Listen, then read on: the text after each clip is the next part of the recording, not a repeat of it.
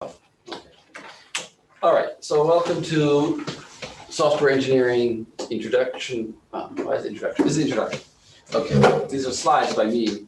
Some of the slides are mine. Some of the slides are from a book by Somerville.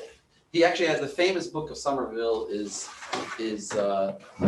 not what I'm going to be using. He has a newer book, which whatever is more modern. So I thought I'd use that. Not the classic book on software engineering. The classic book is this guy by Somerville. Anyway, but the beginning of these slides is more me, and also a combination of me and the regular slides from the Hebrew class. So here's a nice diagram, which is a diagram of diagrams. You notice that? These are all the diagrams inherit from diagram. All the possible computer software. First of all, you guys have done a course already, like introduction to. Just into what? Software engineering? Into software engineering. Yeah, last semester. And you did like, what did you do in that? You did a project? Theoretical. Projects now. Project this semester. Oh, good luck with that. Not sound encouraging. Yeah, well, you'd probably be all right, but the project, I mean, everybody does it and it's all the same project, but it's not so easy, I don't think. But you did like class diagrams, things like that. No, not really. What did you do in that class? It was good. There's a lot of theory on how we're gonna, and then which we're then gonna use in the project, and then there's a bunch of stuff on like different software principles. That was covered more for those of us who were in third year when we took AOP and D. All right, well, whatever. So this is gonna be overlapping of some of the things we've already done, and maybe not some of the things we knew. Anyway, diagrams, these are all kinds of diagrams. Now there's different kinds of diagrams, structure diagrams and behavior diagrams. You could also call this dynamic diagrams, like how a software runs, how it, like in its active state. And you could sort of see, first this happens, and then this happens, and then this happens. That we would call a behavior diagram. As opposed to a structure diagram, where you just say, what classes are connected to what classes have access to each other. But under structure diagrams, we have class diagrams. That's the one you probably should be familiar with. We have other ones, component diagrams, object diagrams. We're not going to talk about those. Profile, composite, deployment, package. No, we're not going to talk about any of those, just class. Under behavior, we're going to talk about use case diagrams, activity diagrams, sequence diagrams. These are the kinds of diagrams. Now, I believe these are, well, let's talk about, okay, so that's just to understand there are different kinds of diagrams for the same project. That each diagram that we would make has a different goal in mind. Okay. That's just, so I'm not really giving much of an introduction, I'm just jumping right in. Okay, here maybe is an introduction. What is software?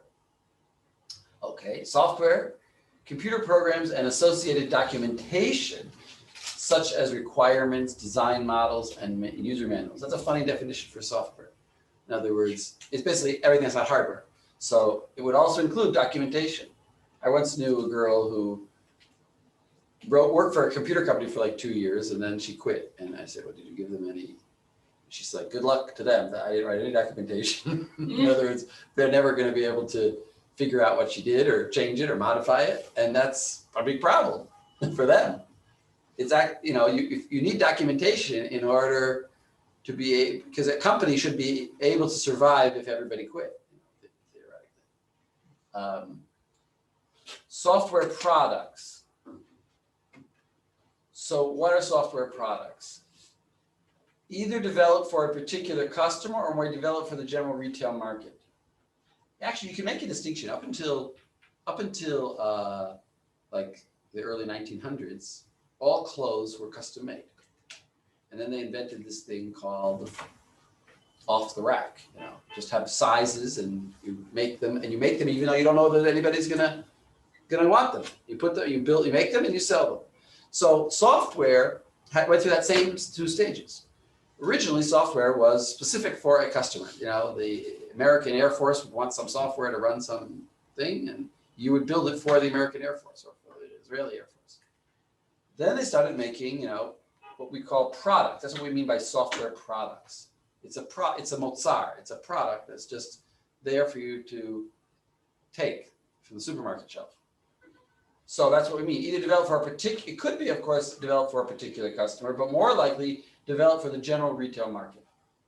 So software products are generic. They're developed to be sold to a range of different customers. PC software like Excel and Word. Or they could be custom, developed for a single customer, but that's fine. There's two different kinds. But originally, everything was custom. Okay, now we're sort of jumping around here a little bit. Information systems. There's actually a degree you can get called information science, not computer science. It's similar. It's usually like a dumbed down version of computer science. And so people get a degree in information sciences. And they did a little programming. But then there's something called, what is information science? It's originally a degree for librarians. In other words, it's like for maintaining data, keeping data, like a librarian has to have data, has to know how to find her books, his books. So information system is a specific kind of software system or software product designed for maintaining data retrieval. For example, like I'll give you some examples you understand, like maintaining information about grades of students, right? Like Moodle, not Moodle, like Mazak, LaveNet. You can log in, you can see your grades. That's an information system. It's not very different from like a real-time software, like that would run a missile system or an airplane or a washing machine.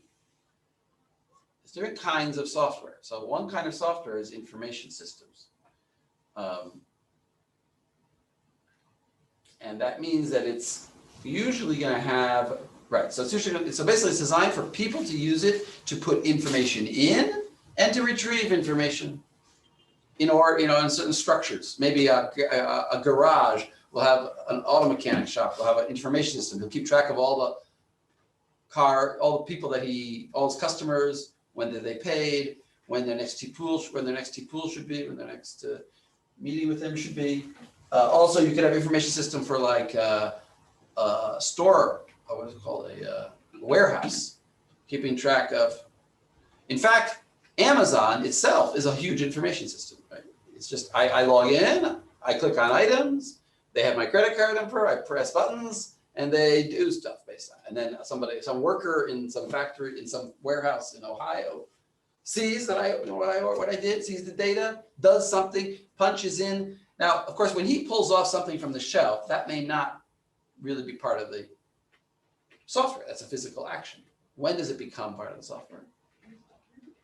What? When it's documented? Yeah, when it's documented. He's got a scanner maybe. He scans it that I pulled it off. Maybe it's an automatic scanner. As it's scanned, it may be, it depends on how much information we want to keep. We may keep, the box has, the package has been removed from the shelf. The package has been put in his cart. Now the cart has reached the other side of the shop and he's put on the conveyor belt to be, boxed. All those stages could or could not be documented. It could be registered in the system. It's simple, you don't have, obviously as you build, I'm sure Amazon has over the years put more and more data points into their information system so they can tell exactly where, because they don't want people, why would they want to do that? Why would they want to keep all that data? And I don't care, I just care that it gets to me. Well, for two reasons. One is they want to know if there was a slowdown, something got stuck somewhere, they want to know where.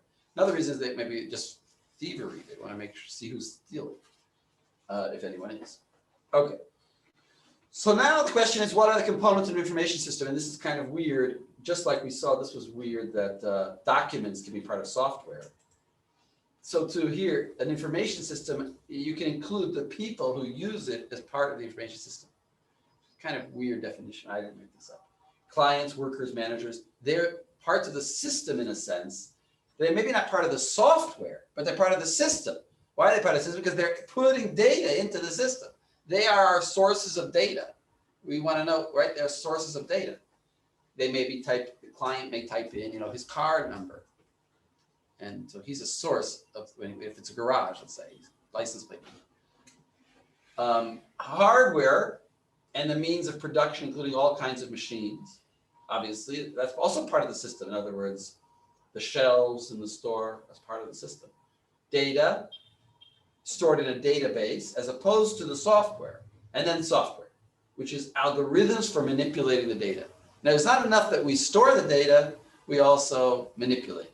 right? We do something with it. We say, oh, and we make, the simplest thing to think about is we make a document. We get a report at the end of the week, how many, egg beaters we sold. So, or we figure out the price, we give them the discount, we do all the things that Amazon does. So Amazon is an information system. That's the best one to think of. Information systems in an organizational environment. This is really just the same thing. We have customers, suppliers. So see, suppliers also give data. The supplier may say, I shipped you this thing. Please give me a receipt that you received it.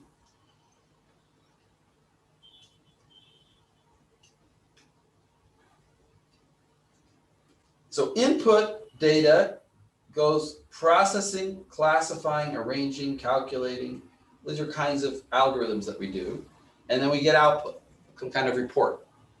Now, the output could also be, there could be feedback, but the output could go back into the input. Right? But this is what an information system is. Input data goes in, it's manipulated, and we get output. There might be, now who is reading this information? These double arrows means they're putting information in and they're taking information out of the system. So these are all the people that might be using it. Competitors might be using it, right? Maybe some competitor of Amazon logs into Amazon and sees what their prices are. That's called using the system, right? If I log in and get the prices of their things, then I'm using the system. Stockholders, people who own the company may want to check that things are working. Do they specifically have to log in to be considered part of the system? No, right. You don't have to log into Amazon to see. I just always automatically log in. I'm always logged in. I actually have the Amazon app on my phone. Do you do a lot of shopping on Amazon? No, I don't do a lot, but I do some. And it's just easier than going to the website. I don't know. Well, I do it, I don't know. Maybe I do a lot of browsing, maybe. Okay. I don't know if I do a lot of shopping. Well, now it's become very easy to buy because now you have free shipping if you buy $50 or more of certain items. Only certain items. Only certain items. So then you can, but if you buy $70 or more, you have to pay taxes. Yeah. So then you have to make these little packages. Like There are Facebook groups devoted to people making orders. They can just in the right threshold. Yeah. Well, I don't even Well, read somebody encourages you to come back and do Yeah. having such a small. It's true. What I do now is if I want to buy something, I put it in my Amazon shopping cart, and then I leave it there And you come until. back, oh, what about that? And then when I want to buy something else, I put it in, and I wait till after a month I finally have $50, and then I buy it. I heard Do the someone say, same thing. what if you want to buy a pair of shoes that cost $100? Can you have them ship each shoe separately? I don't think you can do it. But yeah, that would be interesting. I think sometimes you can get. I always wonder if you can get away with it if you. Expensive set of shoes. $100? That's not expensive. I'm used to it. It's dollars. Now convert it to shekels. Yes, it is. Yeah, Why? 300. Those Here, who 300 go shekel term for or a have pair of American. feel like Yeah. this Blundstones every day, those are like $100. Yeah. No, I blessings don't. are more than that. Well, depends what kind of shoes. Fancy women's Shabbos shoes can be thousands of dollars. Fancy. You're right, $100 is a lot. I try. Right. Well, I actually get these expensive sneakers for $200. What sneakers are you wearing? New Balance. So that's 'cause- $200? What? $200? It's kind of crazy. Well, they're like made in America, not made in Vietnam. I don't know. I get them because they're my feet. I get pain in my feet if I don't. Oh, they're special They're sneakers. not special sneakers. They're just regular sneakers, but they're just well New made. Balance is good for people with feet problems. Yes, exactly. That's why I buy them. They're not special. They're just New Balance. Stakeholders. So, what are stakeholders? Stakeholders. What does that term mean? Because we saw that on this previous graph here. Stakeholders. I said people like who own the company. That's one example. Stakeholders is people who have a stake in the company. That's what a stakeholder means. Also, the people who work for the company are considered. Oh yeah. Well, let's They're not see. Yeah. shareholders, but they're stakeholders. Right. Why? You're right. Well, that's what it says. Users of the system are stakeholders. Software developers are stakeholders. Why? Yeah. Why is that? Why is it not just the owners? What, it's like anyone who has anything. It actually doesn't have owners here. They're Club- people who are Business affected. ethics. What? This is from business ethics. Yes. Yes, because they're affected by the. they're affected by the So by company. consumers.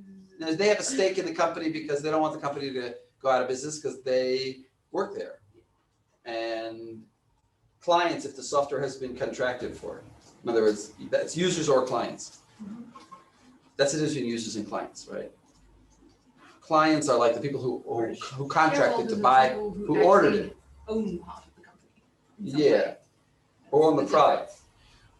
Product manager or owner, here we go, I think I added that in parentheses, or owner, if the software is sold retail. We should talk about what a product manager, I think we'll talk about it more. Very important concept, what a product manager is, as opposed to a project manager, very different. Right, you have to say that carefully. Is your product manager a product manager? It's hard to say. What is a product manager? He's the, so I worked for a couple of years in a software company, and the product manager is a form of, well, he is the person who decides, or she is the person who decides whether a new feature should be put into the product. That's one thing he does. A product manager is the person who decides what the product is. What is the product? Because the software people can add any kind of features they want. The product manager has a vision for the product. Is a vision. What am I trying to create? What am I trying to create? He may not be the owner. The owner may have many ideas of what he wants to do. Like Elon Musk may have many ideas of what this car should do, but he better have a product manager on the car to say, no, this is what I'm going to do. We're aiming this car for, I don't know, teenage men. So we're going to give him the, maybe that's not the picture, for teenage male teenage human beings, whatever, for 20-year-old men. That's our product, and therefore we're going to limit it to the things that our vision tells us that they want. We're not going to put in other features, and we are going to put in the features that they need. Whereas Elon Musk may say, oh no, let's put in this feature, let's put that feature. He may get excited. The product manager needs to be a filter and say, no, I have a vision of what this product is. It's true, we can do lots of things, but then the product manager has to have a certain ability. He has to have a little bit idea of what the technology can do. Second, in other words, he is more technical than the owner, because he can say to the owner, I understand what feature you want, and it fits to the product, but it's just too technically difficult at this time. And he's going to be on it. In other words, the programmers may say that, and the owner may say, oh, they're just saying because they're lazy. The product manager is supposed to be an in-between person who can justify, say, no, here the programmers are right. We can't do this. So on the one hand, he's going to say he's going to say what should be in the product, what shouldn't be, in a sense of a vision type idea, and then also in a technical sense. Yeah. Owner in this sense could it also be the client who's ordering it if it's custom? And he would also be limiting them, or is it specifically the person who's creating it to sell it who sort of owns it from that side? The client, no. So I would say, I would say requests which may or may not be practical. Does the product manager also limit them? Not really. Doesn't make sense. Doesn't really make sense. No.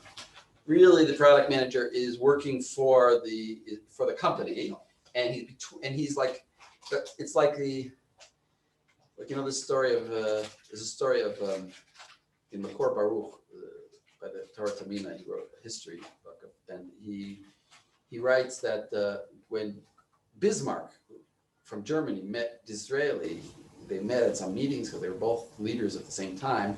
And of course, Bismarck was a big anti-Semite, but Disraeli had been a Jew, was halakhically a Jew, but converted, and was the leader of England. And when they met,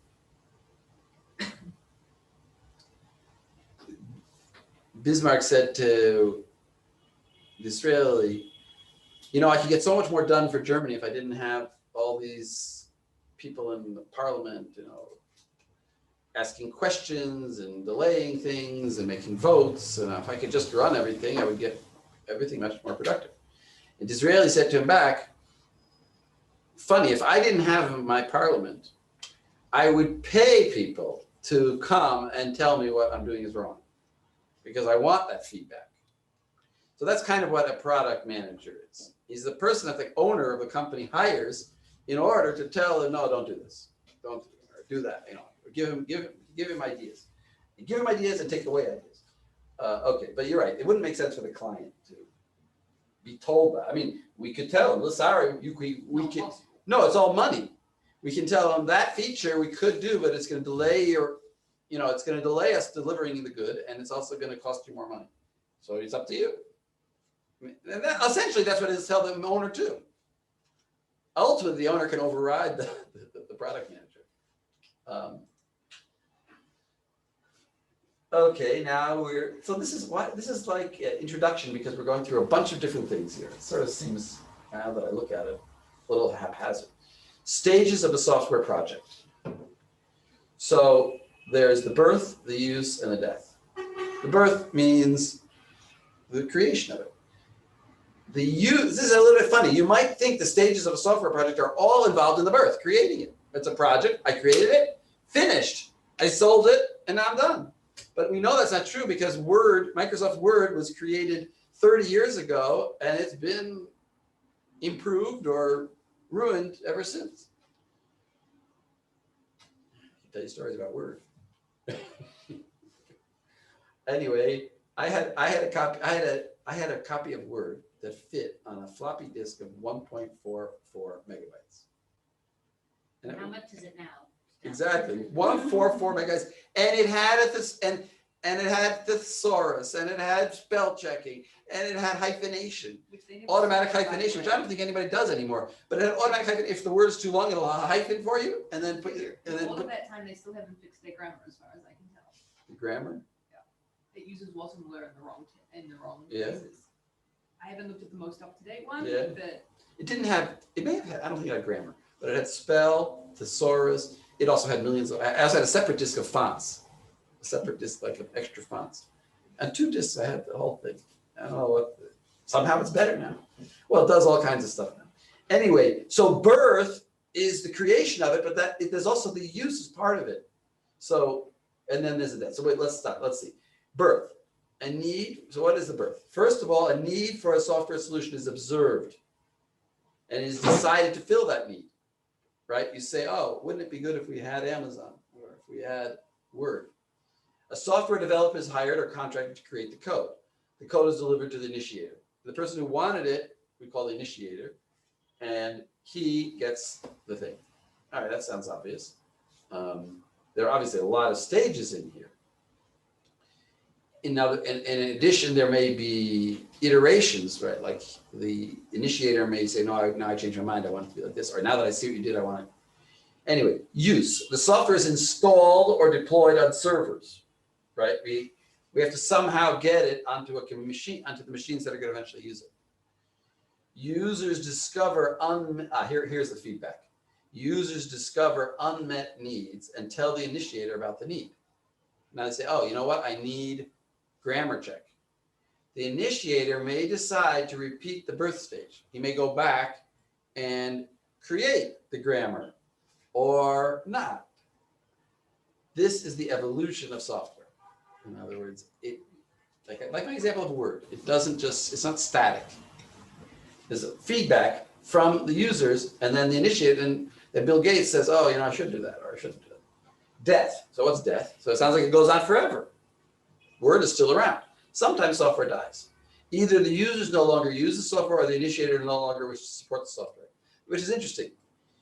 In other words, if the initiator no longer supports the software, I got an old copy of, I don't know, Pac-Man, I don't, but let's say, and nobody's developing it anymore, but it's dead software, but it still works. It's just dead in the sense that it's no longer being updated. Or users no longer use the software, well, then obviously it wouldn't be updated either. what would Microsoft fall under here? Is they're the initiator, but don't they also develop it? Yeah. They're the initiator. Bill Gates is the initiator. He hired software developers to create the code. Right. They're the initiator, and they hired. It's sort of got a life of its own. Yeah, but they're the initiator, and they're and they're the software developer.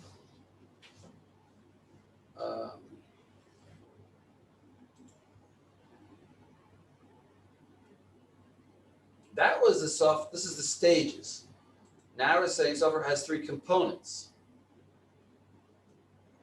So what does it mean? When we're writing up a software proposal, really, we're gonna have 3 components. We're gonna have the features or requirements. That's what should it do? Time constraints. When should we get it finished by? Right? And resources. What resources do we have to create this? How many people do we have? What people, do we have workers in India? Do we have workers in Israel? Technology. What technology are we going to use? Are we going to make it on a Windows platform or a Unix platform? Production processes, rules of development. That's also that's an overlooked aspect. We may have rules of development. For example, there may be a code book that the company you work for follows. For example, whenever you make loops, you've got to indent them, not spaces, but indents. Some other company may say no, 2 spaces for indentation, no tab. I'm sorry, it's like indents. I meant tabs. You can either do tabs or spaces. You may be in a company that's a tab company. You may be in a company that the parentheses has to be on the next line. The brace for a loop has to be on the next line, or it has to be there. And you got to follow the rules. There's procedures, rules of development, or much more complicated rules, like you've got to send it to, you can't, how do you, I don't know if you guys know Git. Did you learn Git? So like, how should you add it to Git? What procedure should you follow when you put these in Git? Do you work on your own copy? When do you merge? There could be rules of how to do the programming. So that's production processes, how to produce the software. That's part of, that's a component of the project. You see how I can ask questions? Like there was a question on the exam now that I didn't write. There was a question on the exam now, I didn't like it. It said, we're going to talk about refactoring. I actually added a couple slides about refactoring, because more details about refactoring because of this question. The question was, what is a component of refactoring? You know what refactoring is? Where'd you learn that? Interesting. So you did learn some stuff. So what are components of refactoring? So there was a bunch of, they say, what is not a component of refactoring? And I'll skip, some of them I don't remember, but the 2 I remember, and one of them is not. So you tell me which one is not. One of them is optimizing a function, optimization of a function. The other is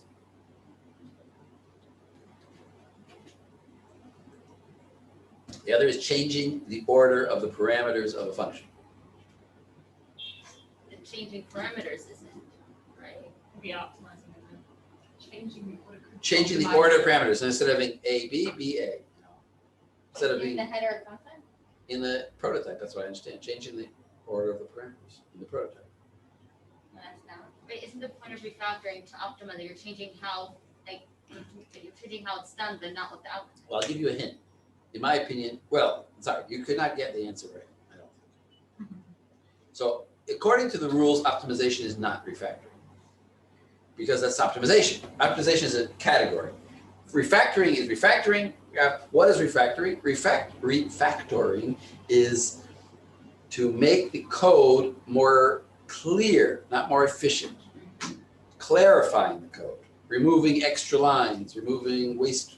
That's not optimization. That's not like making the algorithm run better. If I realized that I could have cut my loop short if if I equals 10, if I equals A, at some point, and I can realize, oh, I can bubble store it, I can optimize it.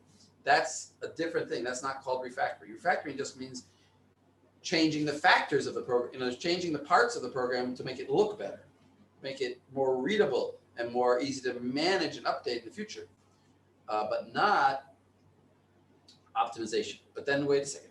The other problem is the other thing is also not. Changing the order of the parameters is terrible. If you do that, then anybody who used the function has to go and change his order of parameters. And one of the rules of refactoring is that you don't affect anything external. It's all internal to the function. You change the function internally, but but its outward behavior is the same. If I change the order of the parameters, then the outward behavior is different, because now when I use the function, I gotta give it parameters in a different order, and I may have used it in 30 places in my code. And I'm gonna have to go search for all of those. Did they strike the question from the list? No, I didn't get involved. I didn't write the test. I was the mitargel. I was like this is the worst torture they can give me, which is to make me a mitargel for one class, for one tirgul of this class. No say in the exam. And no, it means that I have to participate in the exam. I have to do everything like everybody else. But whereas somebody else may have 3 lectures and 3 targilim, and he also participates. So I don't know, like they offered me to be the mitargel for Marachot Hafala this semester, and I said no, thank you, because even though I'm teaching the course, I don't want to get involved with the tirgul. So I give you 3 tirgulim, that's different, but 1 tirgul, it's not worth it. Anyway. Hold on 1 second. So I don't know. I don't care about the question. I told the student that asked me about it. I said, if you make an error, tell the secretary to mafne it to direct it to me, and I'll give you credit. You can do that? Well, you can do that. She may say, "Why should I?" No, I can't do that. She may not listen to you. But where do you request that an error goes to a specific lecture or mitargel? You can't. So where did they? That ask the secretary can know. The secretary can So do you have it. to email the secretary in addition to submitting it. Well, she may say, "No way." Mhm. She may say, "Mapitom, I'm not doing that." But then I can, so it's risky. But if I would ask her first. I told this guy, I told him, ask the secretary to put it to me, tell him I said it's okay. So I think it's an invalid question, but I'm not going to start battling these people, because I saw it's listed there in their notes. It's listed. Optimization is not refactoring. But I would claim that changing the parameters is also not refactoring. It's illegal to do that. That's a bad idea. I mean, you can do it, but then that's called rewriting the software. I mean, then you're rewriting the program. That's not just refactoring. Anyway, why are we talking about that? But so I don't know. But anyway, software engineer. Okay. Okay. What is a software engineer? The software engineer is the bridge between the idea and the technical implementation of the idea. In other words, the initiator has the idea, and the software engineer knows how to implement it. He or she must know about the software domain and the problem domain. You understand what that means? Yeah. You do? You did that. You did that? Okay. Can you repeat it? 'Cause I don't remember. Okay, I can repeat it. The software domain is the basic, let's say the problem domain. Let's think of an example. The problem domain, let's say I'm making a missile system. So I have to know what missiles are, and that there's air interference, and that I have to calculate how the wind is going to affect the trajectory of the missile, and that there are targets, and that there are time constraints. He has to know what a missile is, what he's programming. He can't not know what the problem domain is.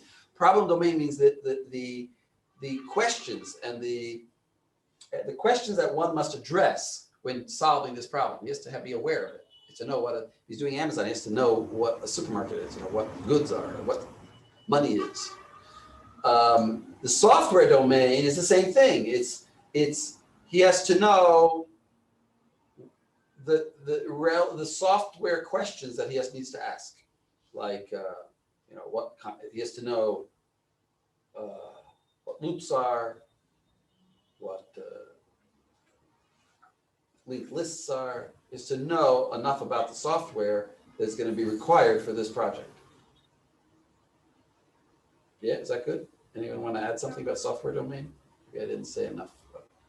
If you think of something else. So it also could be like, if it's a real-time system, he has to understand what real-time systems are and how they work.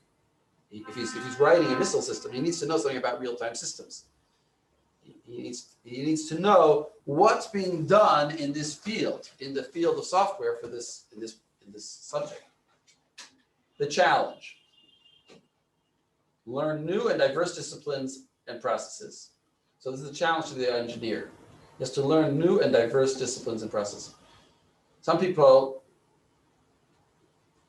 great, you always have to be learning new stuff. It's like a doctor also theoretically should be going to conferences and learning new things, learning new procedures. A surgeon should learn, there's a new procedure, how to do something.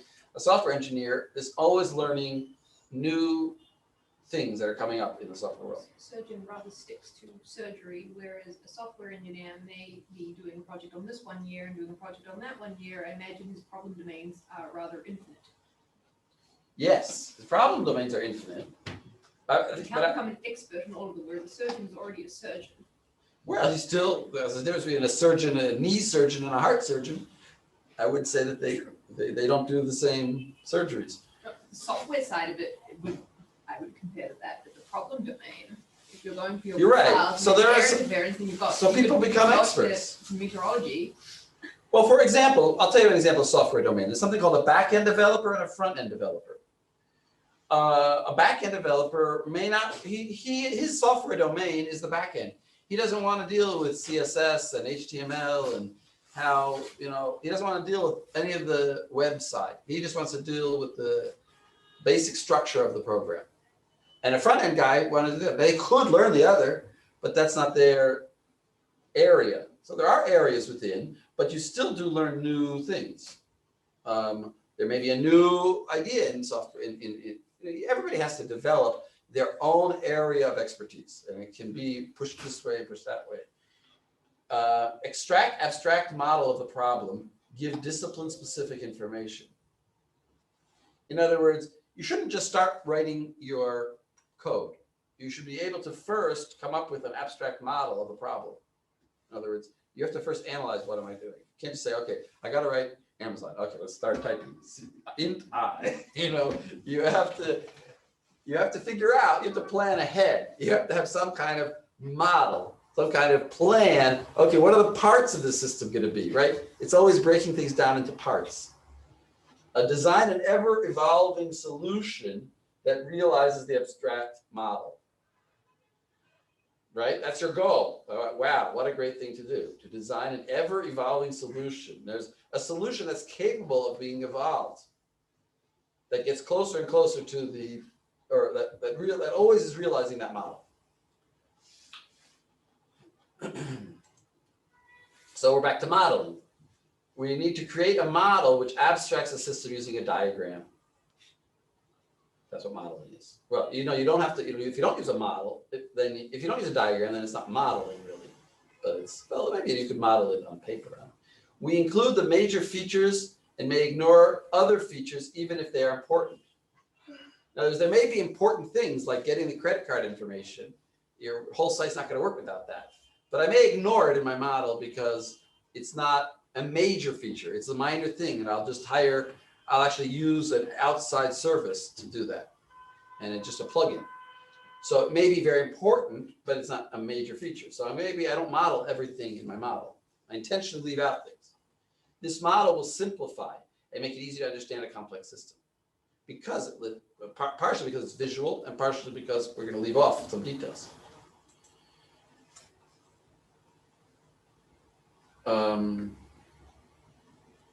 So this is similar to the project. We talked about like the stages in a project, didn't we? But what is software? What is a software process? A set of activities whose goal is the development or evolution of software. These include specification and constraints. In other words, we are writing software for a washing machine, but we're going to fit it on a certain chip. And the chip only has 4 kilobytes of memory. So we got to write our code in 4 kilobytes. In other words, we may have certain constraints that the client has made or that we've made upon ourselves, or specifications. It must be able to make this computation in a certain time frame or for a certain cost. Development. Right, we've got to develop it. We've got to create it. Validation by the client. The client needs to check. We don't just give it to him and say it works and they bye-bye. He has to validate it and tell us whether it's whether we did it. Evolution. We may need to change it. In fact, I knew a programmer once who told me that like the way he did his contracts was that in the price that he included a certain number of changes. The guy, because inevitably, the person who hires you to write them the software will, after you've written it, come up and say, oh, I needed this. I didn't tell you. I needed that. So he built in, you get 3 changes, you get 3 additions. after that, you gotta pay me for each of those things. So there's evolution. Why do we need to do engineering? In other words, why don't we just write programs? Why do we need to do engineering? So they give a mashal, where is it? Here, this sentence. Why can we design bridges correctly but not software? In other words, we've built bridges, society as a whole has built bridges for a long time, and we figured out certain rules. We know approximately how much steel you need, how you're gonna do it.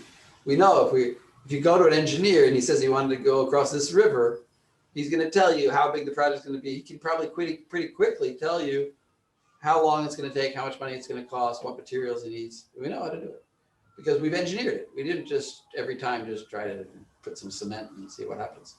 We've figured out rules. Why can't we do the same thing about software? It's very hard for us to say, oh, we want that? It'll take 6 months and you'll need 25 programmers and 16 computers. We don't know necessarily as easily. Why not? So our goal is actually to get to the point where we could know, where we could engineer programming to the point where we have rules for how any project, how it will be. But I think it has to do I think that's what Tali said. Tali, right? Tali said that, in other words, the problem field is so big, the problem domain is so big, anything could be programmed. So it's so different. Whereas bridges are over rivers, or over streets. They're not. We know kind of what we're doing.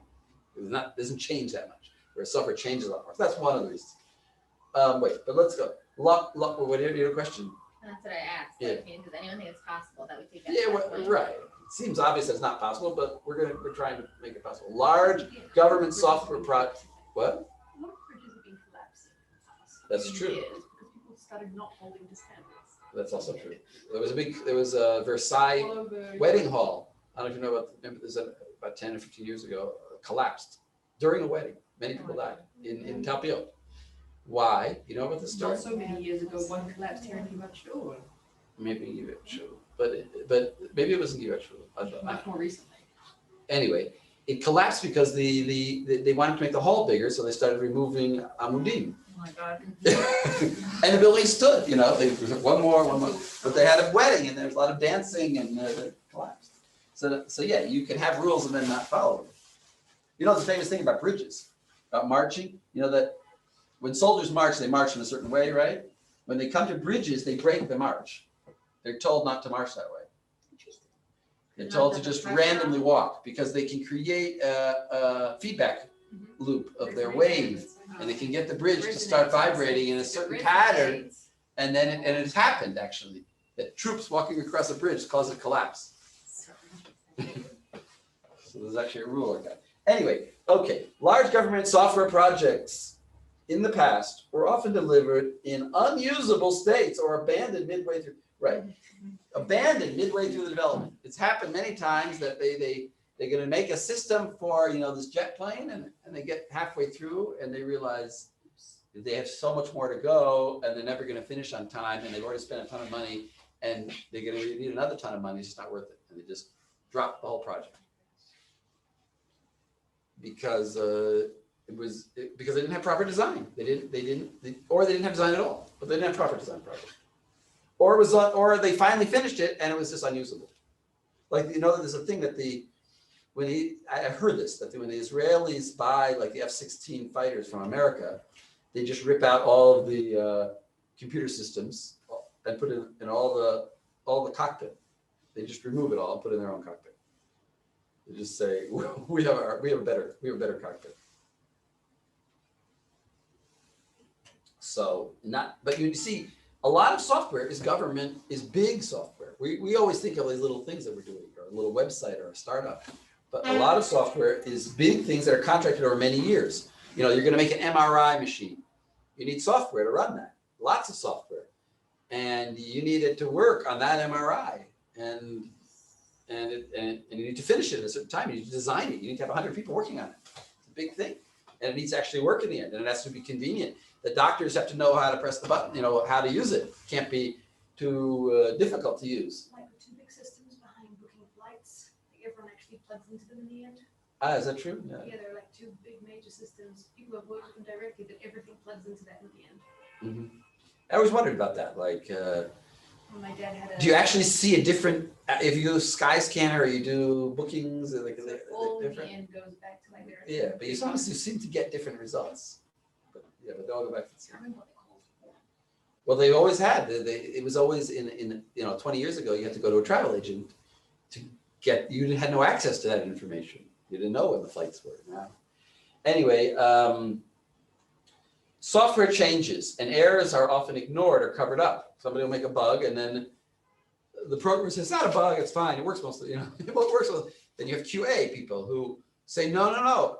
Actually, the QA is like a final gateway. They actually are supposed to say, no, I'm not letting you release this. This release is not going. Revert back to your previous version. This bug, until you fix it. It's not a bug. It was battles in the company. So if we can treat software like bridges, we can have a better product, right? We can have a better product if we can treat it like bridges. Then I added this. If cars were like windows, I don't know if you ever saw this. Wait, don't say anything. For all of us who feel only the deepest love and affection for the ways computers have enhanced our lives, read on.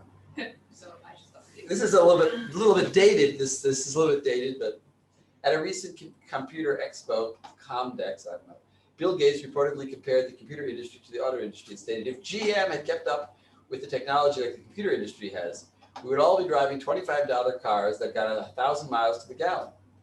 In response to Bill Gates' comments, General Motors issued a press release stating, if GM had developed technology like Microsoft, we would all be driving cars with the following characteristics. For no reason whatsoever, your car would crash twice a day. Every time they repainted the lines on the road, you would have to buy a new car. Occasionally, your car would die on a freeway for no reason. You would have to pull to the side of the road, close all the windows, shut the car off, restart and reopen the windows before you could continue.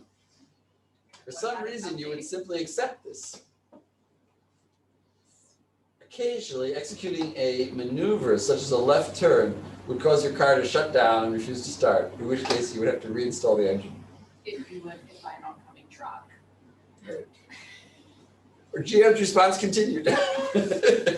Macintosh would make a car that was powered by the sun, was reliable, 5 times as fast and twice as easy to drive, but would run only on 5% of the roads. Right? There used to be, I don't know if it's true anymore, but it used to be that you could only put, very limited software on a Macintosh. Whereas PC, you can. No, it's a closed system. It's only roads laid down Right. by Apple. Exactly. In other words, no, I think there's a big thing going on. I think they allowed programmers to write Apple software nowadays. I think certain stuff. I don't know. But it used to be, right, you could only buy Apple software to put on an Apple machine. There was no general software. The oil, water, temperature, and alternator warning lights would all be replaced by a single, this car has performed an illegal operation. It wouldn't give you a specific error message. I think that's not true anymore. The airbags would ask, are you sure, before deploying.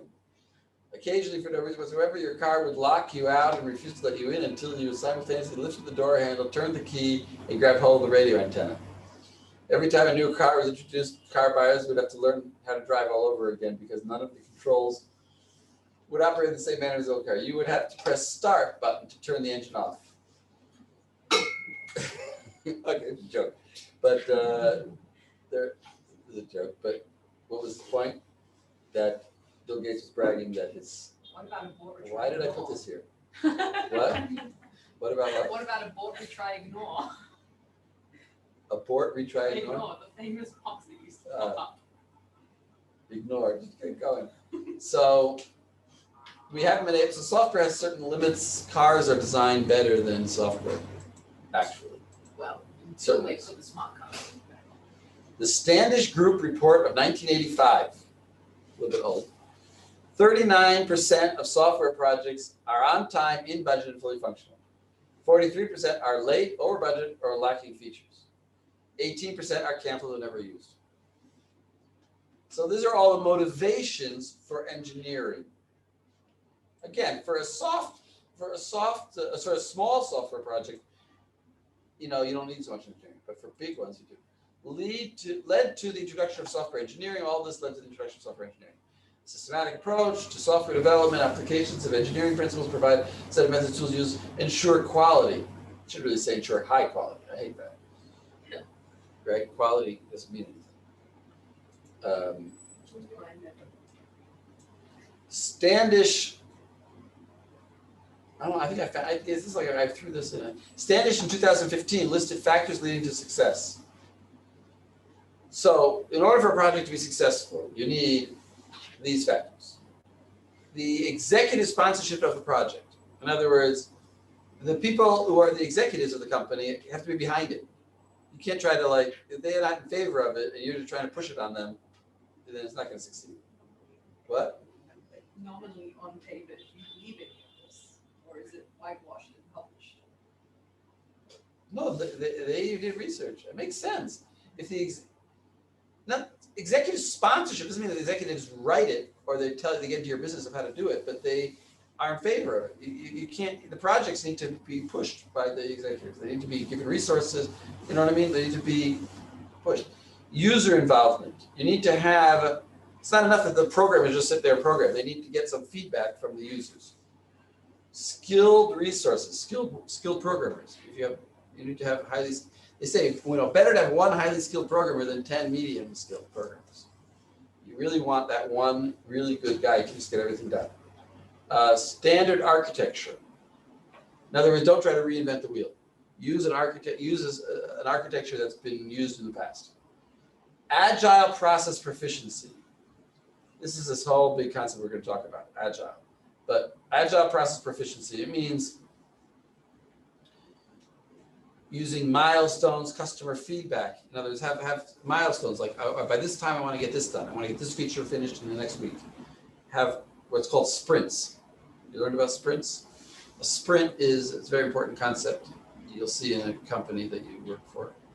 A sprint means I want to get a certain feature done in the next 2 weeks. And everybody in the company or in my team is going to be working on getting those features, that set of features done in 2 weeks.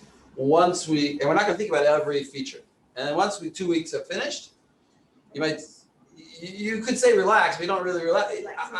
I also thought when I was working at my company, I thought, oh, relax. Now we got a couple of days off. But basically, it's not really relaxed. Maybe you have a beer and then the next sprint. Sprint after sprint after sprint. There's no jogging. It's just sprinting. But the point is, you have a period where you try to get something done. You have a deadline. And if you see that, actually, here's an interesting question. We're going to talk about this later, or it's going to come up in my slides. But what if after, you have 2 weeks to get this project, this features, the set of features done, or this single feature, and after 1 week, you realize that you're not going to be able to get you're not going to be able to get all of the features done. You may get 3 of them, but not the 4th. So what do you do? What are your choices? What are your 2 choices that you have? You could cut your losses or just Explain. What do you cut your losses? You could just keep going and just say, okay, we're just gonna scrap the 4th one, then we'll make sure we get 3 out there. Okay, that's one solution. Just drop off that feature and just do the 3. What's the other possible solution? Make all them back. What? Make all them, but poorly. No. Yeah. No. Just drop the whole thing That's what altogether. happens. No, well, there's other obvious solutions. Add more time. What? Add more time. Say 3 weeks. Instead of 2 weeks, say 3 weeks. So it used to be that they would do that. They just add more time. But then some research, they figured out, no, that's not the right solution. The right solution is to just drop the other feature and still keep to your time limit. And you can think of, can anyone think of some obvious reasons why? Because then you just have another release that adds that feature. You'll have another, exactly, you'll put it in the next sprint. But why not just add more time? What's wrong with that? It becomes a habit, and every time you don't feel like doing anything, you'll just add time. Yeah, exactly. It'll become a habit, and it'll just keep on stretching things out, and there's nothing got done. You need that feeling that we finished it, we got the feature done on time. So also there's a third solution. What's the third solution? You think of a third solution? Give the job to someone else. Exactly. Hire more workers. In other words, hire more workers. Throw more workers at the problem. They've also done research on that, and they found that by throwing more workers on it, it actually slows down the project. You actually get even now it's going to take 4 weeks, because The good workers have to now sit and explain to the new workers how to do what they're doing, how to do everything, get them up to speed. So you now actually lost your good workers, and the new workers will take them a long time to get up to speed. So throwing more workers at it is not the solution either. You just cut the features. That's the solution. It's a kind of bizarre solution, although you guys thought of it right away, but yeah, you cut the features. So what was I saying? That was agile. I was talking about agile process proficiency. In other words, having milestones, saying at this point we have to this finish, and then having customer feedback, and then customer tells us, no, we need a different feature. You did the feature wrong, so redo it, go back, and keep on reworking. As opposed to what? What's the opposite? The opposite idea. The opposite idea. I don't know if you've ever heard of it. It's called waterfall. You know, you've heard of waterfall? Like the waterfall method? The waterfall model, which means to say, before I start the project at all, I'm gonna have everything worked out. And I'm not gonna need customer feedback because I got everything worked out. I know what I'm doing and I figured it all out. I'll spend a year on organizing and getting it all right. And then I get it all right, and then I'm gonna start, and it's gonna be perfect. Problem is that it's not perfect, and you spend a year on it. You're gonna anyway need to do feedback, and you spend a year on it. So they turned out that agile, when it's 0.5, is saying this actually works better than the other alternative. Project management expertise. So generally programmers hate their project managers, but if they're good project managers, then the project will run better. Clear business objectives. You have to know why you're doing what you're doing. Who are you selling to? You know, are you gonna make money on it? Is this feature gonna actually be used? Okay. Yeah, I added this too. So there's something called an SRS, which we're not gonna actually do. We're gonna do something similar to an SRS. We're gonna do in the lab something called an initiation document. So what is an SRS? A software requirement specification, SRS, software requirement specification. This is similar to what I just said about like waterfall, because in the end you can't just throw people at the program and say, oh, we're doing agile. We'll just start writing stuff and people will come back and tell us what we need. You need to have some kind of plan. And furthermore, when you're doing a contract for the government of the United States or of Russia or Israel, they're not going to hire you unless they see, they're not just going to hire you and say, okay, start working. They want to see your detailed plan. And then, because actually they have to have, you have to, in Hebrew called a mikraz. In English, what is that called? A bid. You have to have bids. In other words, you bid out the work and then you have to take the lowest bid. It's not called bidding out, whatever. Like quotes? Quotes. You go to 3 different software companies and say, how much will you charge us for making a missile system software? How much will you charge us? And how long will it take you? And how long will it take you? So, and then and by government law, you have to like take the lowest bid. It's actually a big problem because then they underbid each other and then not necessarily the best company is doing it, but you have to hire them. So the government, when they hire for a big project, they can't just say, oh, it's agile, we don't know how long it's going to take, and we don't know how many workers. They need to know a number. They need to know it's going to cost $10 million. And the company needs to stand by, needs to be sure that it really will cost them 10, and it won't cost them 30, and then they end up losing, you know what I mean? There needs to be planning. So therefore we have, first of all, we have this SRS. So let's read what I wrote here. I mean, I copied this, and maybe I changed it a little bit. Is a description of a software system to be, looks like I copied this from Wikipedia, I think. Is a description of software system to be developed. Okay, it's a description. It is modeled after a business requirement specification. So you also have that in business. Like when you're opening a business, you need to explain what you're going to be selling to the investors, right? Investors aren't going to want to invest in your business unless you have a business plan. It's the same here.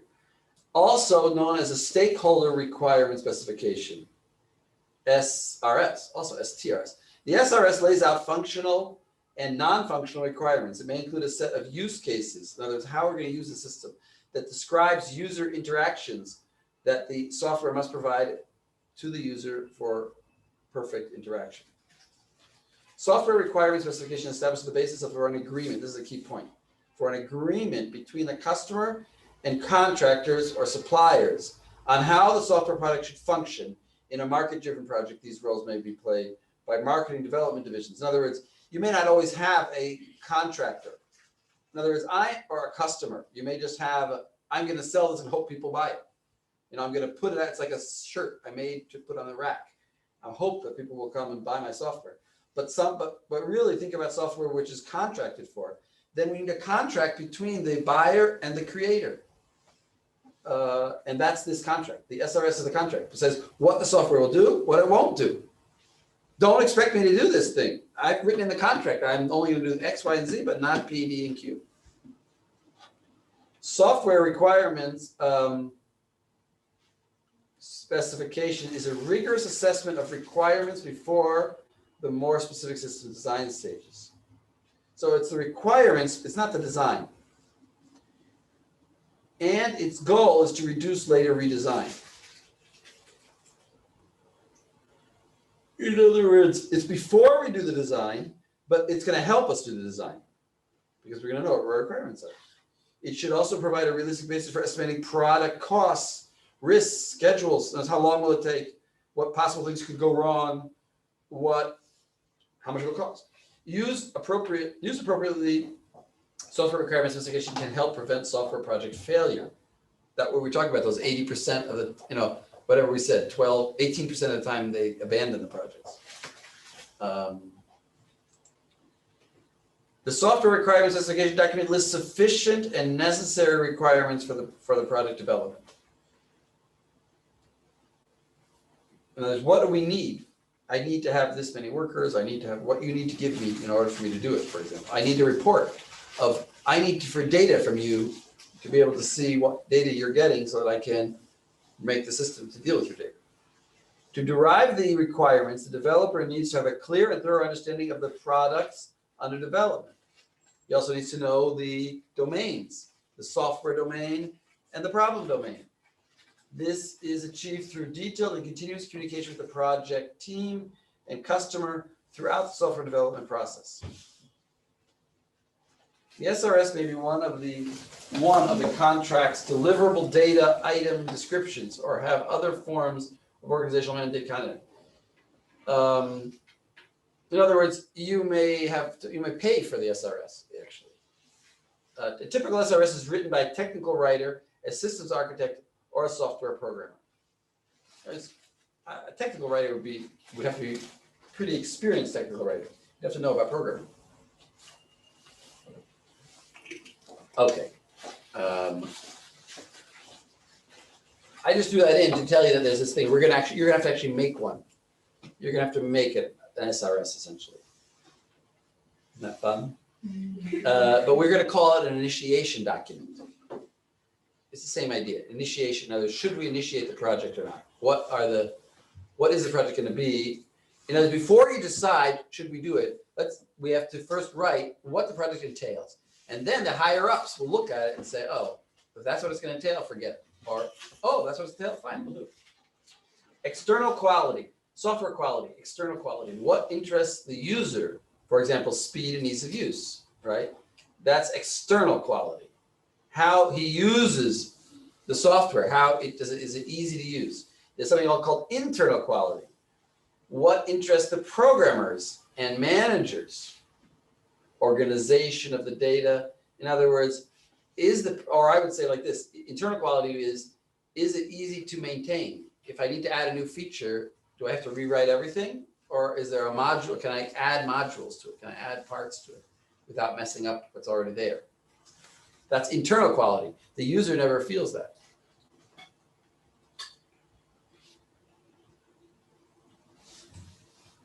Like, for example, you could write a software system to produce, 3 documents. It'll tell you, how much you spent this month, how much you received this month, and what supplies you ordered that month, whatever. And that's on your user interface for the software. It gives you these 3 documents. But wouldn't it be nice to write software that would allow the worker of the company to define his own new document and add a new tab. In other words, he should be able to go into edit mode in the software and then define a new document by clicking on things. And I want to know this thing between this date and that date and that date, and then give it a label and then go out of edit mode. And now there's a new tab in the software with his document that with his thing that he wanted. He doesn't know, he's not a programmer, but you programmed an interface for him to be able to change the interface, to be able to change his user interface. That would be, I actually worked at a company where they had that. They had a feature like that in their software. A lot of things have it nowadays though. Like what? Yeah. Well, Yeah. like let's say even in Word, you can choose what to have in your like tab. Like You can choose what to add to your toolbar. yeah, like similar. No, but here a little bit more complex than that. Because here it's, but you're right, but a little more complex. Here you're actually defining, what the tool will be. Accounting systems, I think, have things like this. You want specific sets of data Right. repeatedly, combinations of various data. Right, well, yeah. Like you can do it in like Excel, right? You can say this box will be computed according to this formula. I mean, like the dedicated things that they have to like get permission for every year, like the registered accountants, every year they have to get recertified to use specific programs. Mhm. Those programs themselves, I think you can. You can add stuff to it. Okay. All right. So I don't know, so what would you call that?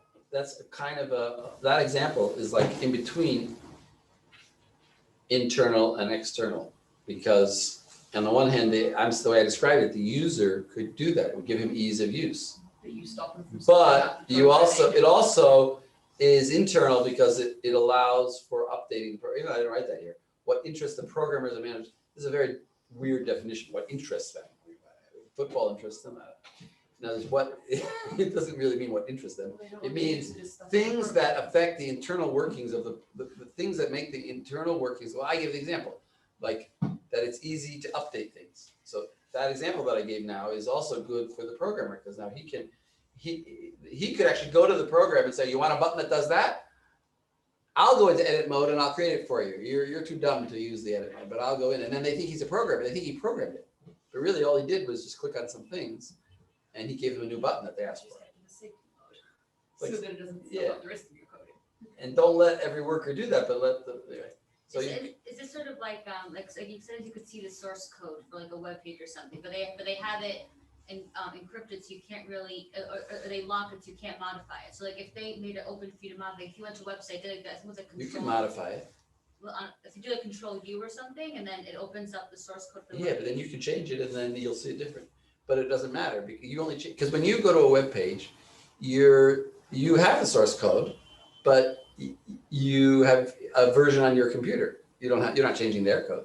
Right, so that's like how it's like a safety feature. Like you can modify, like you're not ruining it for everyone else if you make a mistake there. Right. Yeah. Okay. External. So we talked about internal and external. So here are examples of internal and external. External. External characteristics of good quality. Oh, see, I added this. I think good quality. No, of good quality. So it's a really weird sentence. External characteristics of good quality in software. Correctness. The system should not reflect oh man. I guess I was half asleep when I wrote this. The system should not reflect misunderstandings of the specification.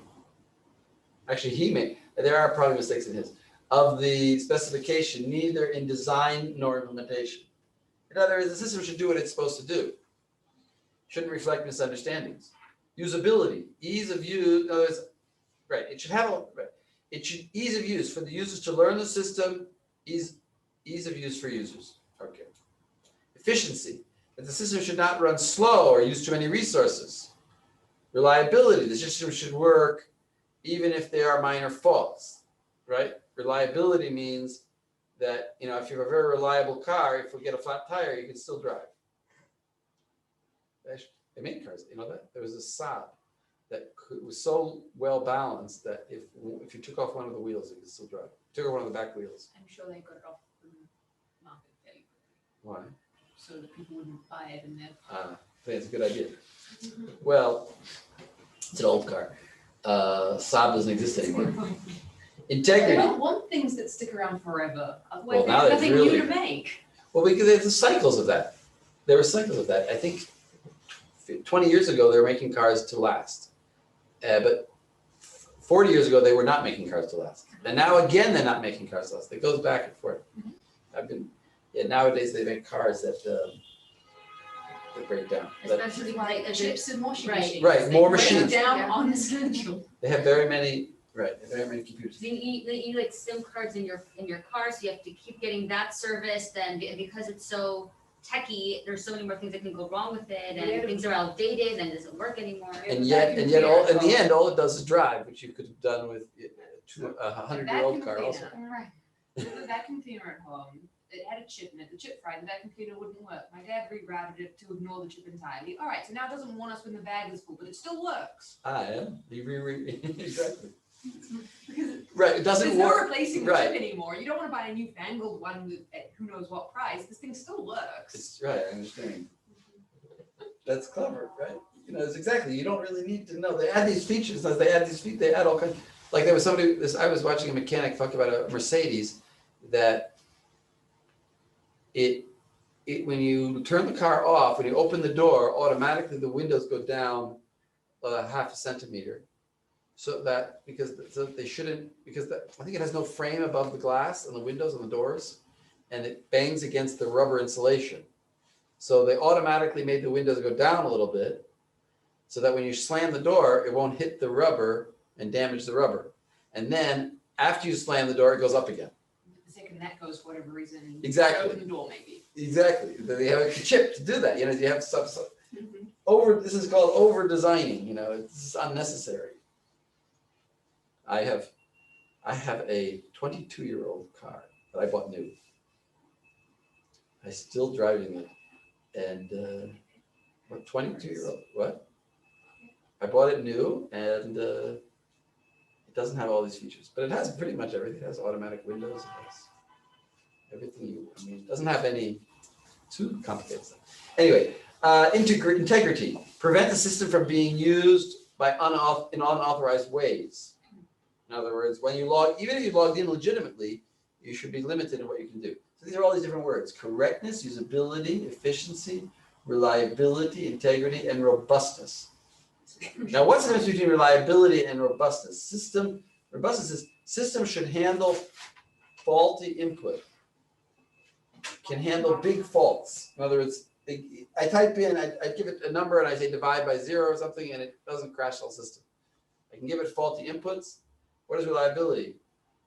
It's very similar. The robustness, it's pretty much the same thing, reliability and robustness. I won't ask you the difference. Someone else might. Divide by 0 we've been asked to deal with in programming, but we've never really, I don't think so, correct me if I'm wrong, but when they put the completely wrong input, like you put in a character instead of an int and the whole thing goes haywire. That you should learn how to deal with. You didn't learn how to deal with that? No. Did they ever cover it? In the intro class we did, No. but there are functions that exist that you can. Right. The basic idea is, first of all, there are functions for it. Right? But basically, you accept everything as a string. Everything is a string, because what can input be? Only strings. A number is a string, and then you have special functions called parse int, which tries to parse it to see if it's an int. And if it is an int, then it'll give you an int, and if not, it'll tell you it's not an int. But the initial reception of the number of anything should be as a string. Can you just like a try and catch over your entire code? Yeah, don't do that. Yes, you want to know where the error was, so you do try and catch on different parts of the code. But yes, you can do a try on a parse int, but you usually use a function called parse int. At least that's the way it is in Java. And in C#. And C#. Well, C# is Java. It's stolen Java. You know why C# exists. Yeah, because they would have let them.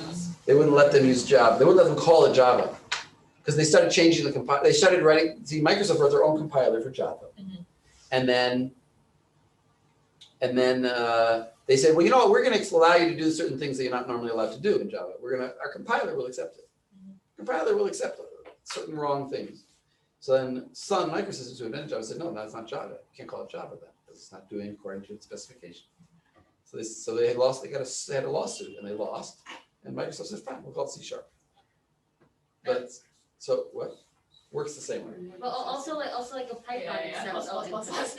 Python has like parse int, right? No, but by default, it accepts everything as a string, so. We would Right, tell- that's why. That's the way you should do it. That is the logical way to do it. We were told that C# is C+++++.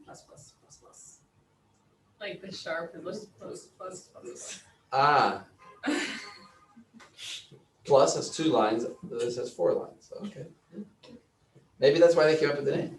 But it's basically based on Java. Wait, what was it? Correctness, robustness, internal quality. That was external quality.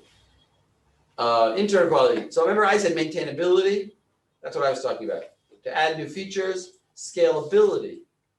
What is scalability? This is a very important concept, scalability. Scalability means that if I increase the scale, if I add more resources, I make it bigger, I'll get better throughput. I'll get better, in other words, I won't have a bottleneck. In other words, if I add more roads to the highway, now I can have more cars go on it. That's scale, it's scalable. But there's certain things that maybe not scalable, like maybe an airplane. If I make an airplane too big, maybe at a certain point it becomes so big that it just won't fly anymore. There's a limit to how much I can increase the scale. Even though I make the wings bigger, maybe something about aerodynamics means that I can't make it beyond a certain point. So your software should be such that if I add more memory, it'll run faster. It could be that I wrote it in a certain way that no matter how much memory I add, it's not going to run faster. And I won't be able to handle more clients. My software will run into a brick wall. My website is dealing with 1,000 clients. And all of a sudden I get a Super Bowl ad, and now I deal with 1 million clients. So I add more servers and I add more databases. But it doesn't work because I have some bottleneck somewhere that doesn't allow me to scale it up. So you need to write software in a way that is scalable. Good luck. Talk to me in 10 years when you figure out how to do that. In other words, I don't have any magic. There's no magic answer to how to do that. It's a goal. It's a goal that you shouldn't have bottlenecks. Exactly. I can't teach you what makes a program scalable, what makes it not. But basically bottlenecks. Wait, I don't understand. You shouldn't have bottlenecks. It should be scalable. Mm-hmm. So you're saying if it's scalable, you're going to use the more resources, No, then you're not going to have a bottleneck. Scalable means that when you add more resources to it, like you add, then it actually gets better. Like if And you add therefore you won't have a more lanes bottleneck. in the highway, you have more. If you have a bottleneck, think about the Knesset. Yeah. They added extra highways, That's but what I'm the saying. Knesset is still only 1 line, so it doesn't matter if they add 100. That's what I'm saying. They're Exactly. still gonna have a bottleneck. That's what I'm saying. You're Prevents scalability. That's bottleneck prevents It would scalability. prevent it. So I'm yes, saying exactly. if it's scalable, you're not going to bottle. Exactly. It means you by default didn't have Yeah. to begin. That was a It's not gonna very good remove example. one. Yeah, that was a very good example. But wait, but credit to me, I also said roads. Yes, but that's exactly bottleneck. That is a bottleneck. But they did.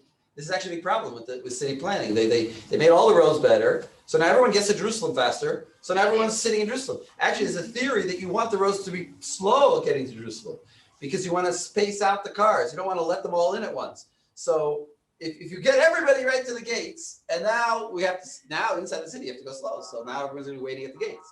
Better to make a long line like they do at the airport. You have these lines. You have to go a long line before you get to the person. And that way everybody has something to do until they get there. So you actually want the roads to lead to the city to be slow. Are we breaking or going straight through? I don't know, I just keep talking. No comment. When are we, Technically, officially, there's a break between 1:30 and 2, but oh, and then what? and then you A continue. half-hour break. It's the lunchtime break. They always have it. in So all let's the have a break. classes. Let's They have a go break. over this. Asaf did it. We did it in math. We never had a half-hour break ever. Because we all agreed to do 15 minutes and in 15 minutes early. It was a class decision. But technically, officially, there is a half-hour break from 1:30 to 2. It's the lunch break. Wait, what is this? This is from, wow, this is a long class, right? This is, Right. we've already had an hour and a half, so we should take a break now. The question And then is, you're do we saying ta- the break should technically, be, officially, the it's break half an logically hour. should be till 2, and then we should have 45 minutes. Right. But we don't need a half hour. But Yeah, maybe we maybe do, 15, I have maybe. 15. Yeah, 15 is good. And that, so the question is- No, but I'm saying like I would like more than a 15-minute break right now because I have to make food. Yeah, so let's have a half hour break, or 25-minute break. Stop recording. Do you want to?